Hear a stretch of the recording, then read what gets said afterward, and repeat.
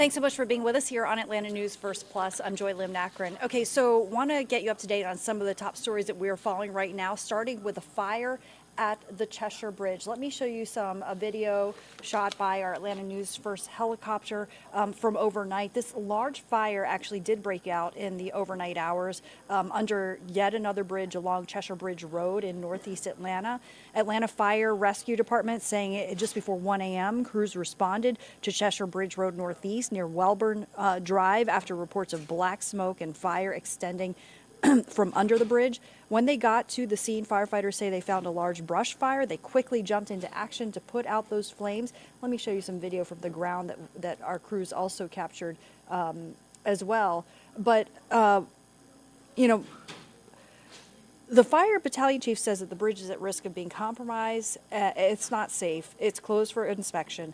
No injuries were reported. The cause of the fire is still under investigation. But the chief saying that it may have been started by people trying to just stay warm. Cheshire Bridge is a known spot for homeless people to take refuge, and neighbors who live next to the bridge say that they have complained about issues with fire hazards to the city in the past. Let's listen. This is not the first, second, third, fourth, or fifth time that I've seen the fire, but this is probably about the 8th or 9th time that I've had to call the police about it. I called last night and was like, y'all gotta get out here. It's crazy. It's craziness. It's craziness. They should actually change the street from Cheshire to Cheshire Bridge Road because it's on fire like every other day. Something's always burning down. You know, another large fire closed another part of Cheshire Bridge 2 miles away back in August of 2021. Firefighters determined that fire started at a nearby homeless encampment and got out of control, nearly burning down the bridge and closing it for 20 months. A celebration happened, you know, when it did reopen in April. And there was a promise for change made by Mayor Andre Dickens. But inspectors have been looking over this bridge, again, an ongoing concern about fires and the risk of fires. Police cars have been blocking off that road. Now, if you're driving, just important to note that it's closed from Cheshire Bridge Road Northeast, just north of Faulkner Road Northeast to Piedmont Avenue Northeast, closed until further notice. GPS routes, alternate routes are updated. So, you know, just want to be mindful if you are trying to navigate that area. This certainly could impact you. Okay, let's talk about the issue of ambulances in Dunwoody because it's been a major concern. Residents there are very concerned about slow response times for people in need of an ambulance. So the city of Dunwoody is actually taking a big step in fixing that problem and getting an ambulance. My colleague Rebecca Schramm has more. I'm here at DeKalb County's Fire Station 21, which is about half a mile north of Perimeter Mall here in Dunwoody. City leaders and other stakeholders today cut the ribbon on something they hope will save lives. 3, 2, 1. This moment has been years in the making. The city of Dunwoody with an ambulance and a paramedic crew dedicated to serving only this community.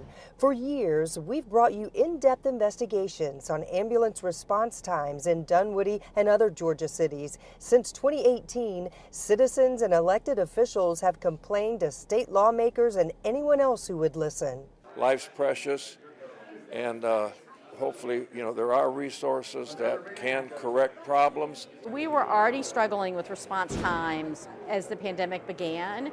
Dunwoody Mayor Lynn Deutsch has been passionate for years about correcting the problem, but the city's hands were tied because of Georgia law that doesn't allow cities without a fire department to contract their own ambulance services. DeKalb's ambulances can sometimes take as long as an hour to respond because of Dunwoody's geography, constant problems on 285, and its proximity to hospitals. It's not just about ambulances, it's about what happens when they get to the emergency room and there's no nurses or physicians to take the patients. And so the EMTs and the paramedics have to wait with the patient. Dunwoody is now using $600,000 in federal pandemic relief grant money on this 3-year pilot program to staff Fire Station 21 in Dunwoody with a 2-person ambulance crew 7 days a week. If it's working, then we will have a community conversation about how to fund it after those 3 years. They'll also revisit the hours of operation. For now, the ambulance will be staffed from 9 a.m. to 9 p.m. each day, which at the moment are the greatest hours of need. In Dunwoody, Rebecca Schramm, Atlanta News First. And thanks to Rebecca for that report. Now I want to turn to this story, really a bittersweet story. A man killed in a house fire will be honored by a local Kroger for his final heroic acts. Now, this fire happened near the Georgia Tech campus, and a man who rents rooms in the home says that Stacy Redmond was among the first to notice this fire and warned the rest of the house. Well, he and another person ended up dying while they were trying to escape, but not before they got everyone else out safely. The cause of the fire is still under investigation. Redmond had worked at a Kroger in Lawrenceville, which will be holding a balloon release this afternoon to honor his memory. Also want to let you know about a proposed expansion at Piedmont Park. Of course, very popular with a lot of people. And, you know, this crown jewel is eyeing an expansion, or I should say the organization that runs Piedmont Park is eyeing an expansion. According to the Atlanta Business Chronicle, the Piedmont Park Conservancy is trying to purchase 4 acres of land to create a new entrance and green space near Piedmont Ave and Monroe Drive. It comes as the Atlanta Beltline and Atlanta Botanical Garden are moving ahead with new projects in the very same area. And let's talk a little bit about the Christmas season and, look at all those toys, which so many kids would love to have. But unfortunately, a lot of families just can't afford to put gifts under the tree. Not the kinds of gifts that kids may want, right? But fortunately, there's a local nonprofit that is stepping in to help to make sure that every child and really every family gets to enjoy this Christmas season. At the nonprofit Streetwise in Lawrenceville, Christmas is not just for those who can afford it. They pay as little as a quarter for something that might be a stocking stuffer or a small game. Everything else is $1, $5, $10.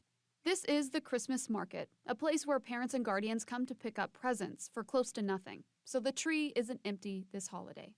The idea is not about charging money to make money. It's to allow that family the dignity of providing for their family. Parents come here when they can't afford to buy presents this year. Any shame that exists stays at the door. They're welcomed by a group of people who care. And then we did have a client that at the end just said that she would have never been able to do Christmas for her kids if it hadn't been for the Christmas store. Families are escorted through this room with a personal shopper, so they find the right gifts for the kids in their lives. It's about presents, but it's also about dignity. We're seeing over 50% requests, 50% increase in requests every quarter quarter. The nonprofit tells me they have seen the number of families in need steadily increase since the pandemic. We used to say at Streetwise that we served those that were at or below the poverty level. And that isn't necessarily true anymore. We're seeing where it has dipped well into middle class. The organization cares for families in need by providing food, clothing, and support year-round. Streetwise wants to focus on healing a family, body, soul, and spirit, and dignity is a major part of anybody's healing. In Atlanta, Sawyer Bussey, Atlanta News First. And thanks so much for joining us here on Atlanta News First Plus. If you haven't done so yet, download our free Atlanta News First app to get updates sent right to your phone. Thanks for being with us and have a great day. Happy holidays.